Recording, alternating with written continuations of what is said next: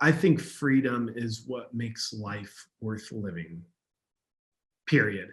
And I think freedom is so valuable that it's the one thing that all people will eventually become willing to die for if they're deprived of it long enough. I mean, you look at all the heroes throughout history or even heroic archetypes in movies, and they're willing to put their life on the line in the name of freedom. That's how important I think it is. I mean, the idea of being born and believing the purpose of your life is to protect your life, that's a very fearful strategy, very restrictive. And of course, you don't want to be dumb and just put your life in jeopardy. Yet, what we realize is all people who are born will die. So life is inherently risky. So you can make the purpose of your life to save your life, and eventually you're going to fail. Nobody's lived forever yet.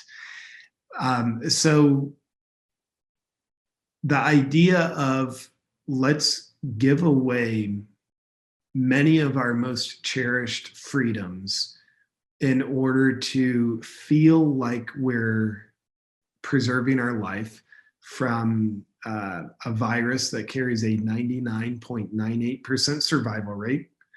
And of those 0.02% who do unfortunately pass away from it, 94% of them have comorbidities along with the virus.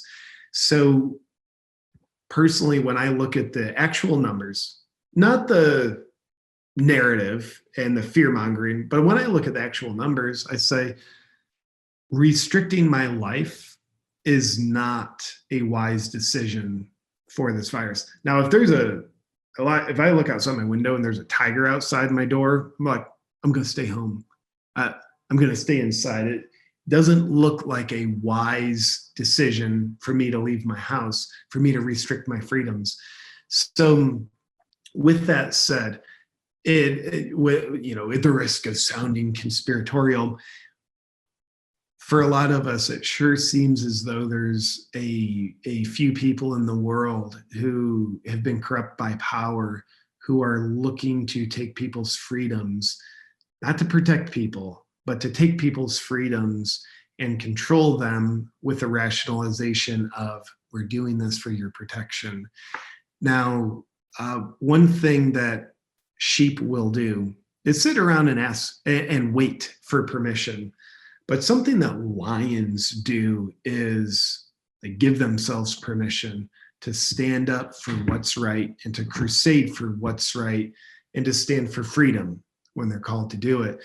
And one of the things I've been impressed by so many people I've met in the Bitcoin space is the freaking lions.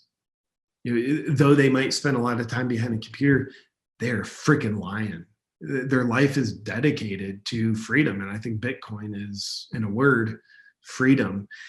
So a life worth living is a life that has freedom. You take away someone's freedom, and there's a reason why people go to prison and they don't get happier. It's because they have their freedoms taken away. Because we all know our happiness is dependent on freedom. And life with freedom is a life well worth living. So that's how I see it. And I think Bitcoin and Bitcoin technology is a huge part of how we're able to uphold our freedoms and how we're able to pave the path for not just our lives, but generations ahead to have freedom in their lives. Yep.